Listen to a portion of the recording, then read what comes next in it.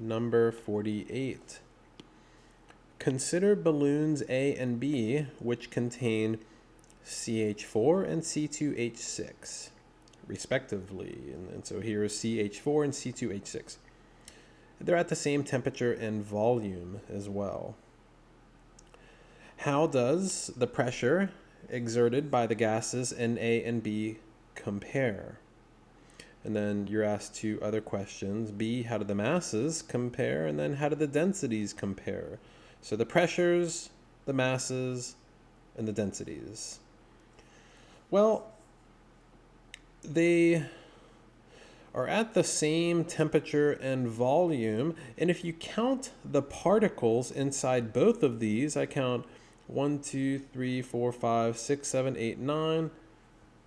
1, 2, 3, 4, 5, 6, 7, 8, 9. That's indicating that there are the same number of particles, okay? The same number of moles. So we got the same temperature, volume, and moles.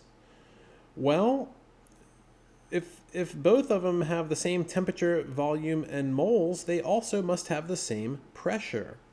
Because when you use the ideal gas law, and you solve for R, ideal gas law is PV equals nRT.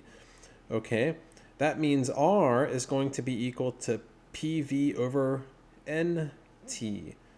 So R is going to be equal to PV over NT for this gas, gas A. Gas A, and it's also going to be equal to PV over NT for gas B. Okay? Now this is gas A and this is gas B, but we know that the temperature, volume, and moles in gases A and B are the same. So this volume cancels that volume, and this moles cancels that moles, this temperature cancels that temperature, and so you're left with only the pressures. The pressures have to be equal. You see how everything cancels just by using the ideal gas law. It's a beautiful problem. Part B, how do the masses of the gases inside balloons A and B compare? Well, the information that you're given on masses here is through the chemical formulas. This contains the substance CH4, and this has the substance C2H6. So we don't know how many moles there are, but at least we can calculate the molar mass since we have the formulas. So let's do that for gas A and B. For gas A, CH4, we look up the atomic masses from the periodic table.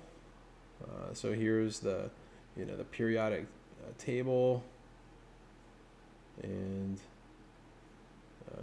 maybe I can. Well, I'll just leave that there. Let me slide this up. Okay, CH4. You got carbon here is 12.011. Okay, and then hydrogen is 1.008. Okay, that's good enough. Carbon and hydrogen. So in gas A, you got 1 carbon, 4 hydrogens. So 1 times atomic mass of carbon plus 4 times atomic mass of hydrogen. Adding that up, you get 16.043. So the total mass of gas A would be 16.043 grams per mole times the number of moles in A. So that would be the mass of gas A. Since you have the molar mass, grams per mole, all we got to do is multiply it by how many moles, and that would give you grams. So this expression would give you the mass of gas A. Now we can do the same type of thing for gas B. It's a different formula. We got 2 carbons this time and 6 hydrogens. So doing that calculation and adding it up, we get 30.070 grams per mole. So the mass of gas B is going to be 30.07 grams per mole times the number of moles of gas B. So we have expressions for the mass of gas A and the mass of gas B. Now, you can kind of see how they compare if you take one of these and you divide it by the other one. So take the mass of gas B and divide it by the mass of gas A. And so it'll be this expression divided by that expression. Now, since we see the same number of particles in the two, that's cluing us in that the number of moles are the same. So these are going to cancel. And then these units are canceled as well, and you're just left with the two numbers on top of each other. And so 30.07 divided by 16.043 is 1.87433, and that tells us that the mass of gas B is 1.8743 times that of the mass of gas A. Interesting how we could figure that out. In part C, we're asked a similar problem.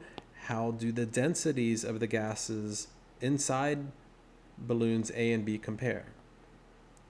Now, remember that density is mass over volume. So if we do the same type of thing, mass B over mass A, this time we take the density of B over the density of A.